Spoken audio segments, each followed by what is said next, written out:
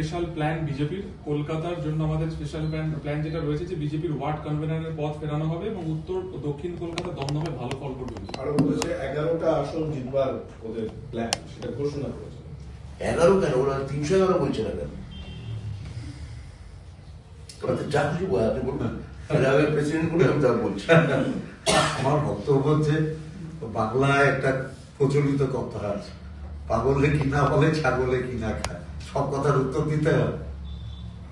এটার একটাই উত্তর, একটা আমাদের সভাপতি যেমন একটা প্রবাদ বললেন, আমি বলতে পারি যে বারবার পুজো চাইবে চিত হয়ে শুধু, পুজোকে উপর হয়ে শুতে হবে।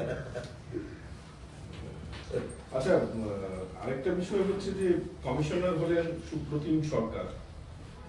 অনেকে বলছেন যে বিরোধীরা অভিযোগ করছে যে সন্দেশখালী কাণ্ডের পুরস্কার পেলেন প্রশাসনিক সিদ্ধান্ত এবং আরজিকর কাণ্ড থিতিয়ে যাওয়ার পরই বিনীতের মূল স্রোতে ফেরা, এটাও অভিযোগ করছেন।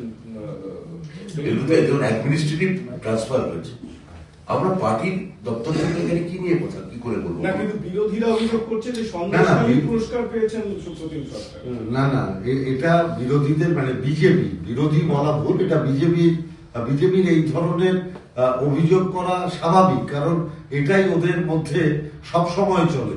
কারণ ওরা এই উন্নাও কাণ্ডে যারা ধর্ষণ করে তাদের মালা দিয়ে বরণ করে, ওদের মাথায় এটাই চলে যারা অন্যায় করবে তাদের পুরস্কৃত করো। অতএব ওই বিকৃত মানসিকতা দিয়ে ওদের এটা মনে হচ্ছে। অ্যাকচুয়ালি এটা একটা প্রশাসনিক সিদ্ধান্ত। উন্নাও কেন? আপনি এমপি যার বিরুদ্ধে সাক্ষী যারা তাদের উপর পুলিশ দিয়ে লাঠিপেটা করানো হলো।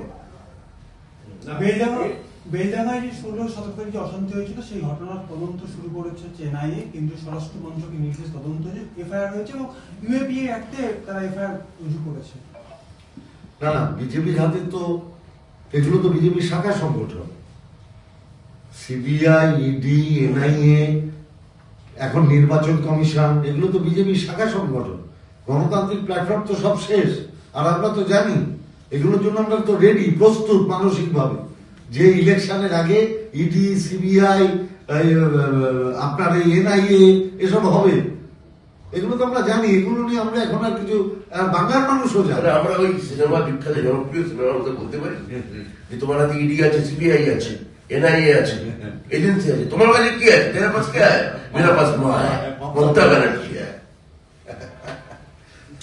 আমাদের এই যে স্পেশাল প্ল্যান নিয়ে যেসব বলছে, মানে এমনি রাজনৈতিক ভাবে কি ব্যাখ্যা দেবে?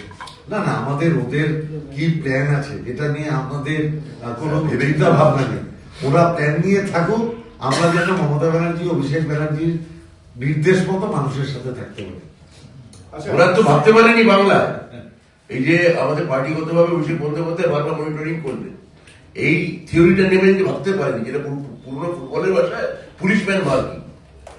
প্রত্যেকটি মানুষের সঙ্গে, প্রত্যেকটি এলাকা, তার সঙ্গে আমাদের বিএলএ 2 আমাদের একটি সর্বক্ষণের কর্মী, তারা ওই বুথ ধরে বুথ কমিটির সঙ্গে লেগে থাকলো যতক্ষণ না প্রতিটি মানুষের নাম ওই তালিকায় উঠছে। ওই তারা নিশ্চিদ্র প্রহরীর মতো আমাদের ছেলে মেয়েগুলি পাহারা দিল। এই পরিকল্পনাটা তো বিজেপি বুঝতে পারেনি। ওরা ভেবেছিল রাজস্থান, মহারাষ্ট্র, বিহার, হরিয়ানা, তার রেপুটেশন বাংলায় ঘটাবো। কিন্তু আমি আবার বলতে পারি, বাংলায় ভাই বিজেপি এসছো, তোমরা আসুন, বারবার আসুন, কিন্তু আপনারা জানবেন, আপনারা যদি পুরো ওল হন, এখানে একজন সর্বভারতীয় তৃণমূল কংগ্রেস আছে, সে হচ্ছে বাঘা তেঁতুল, এটা মনে রাখবেন। আচ্ছা।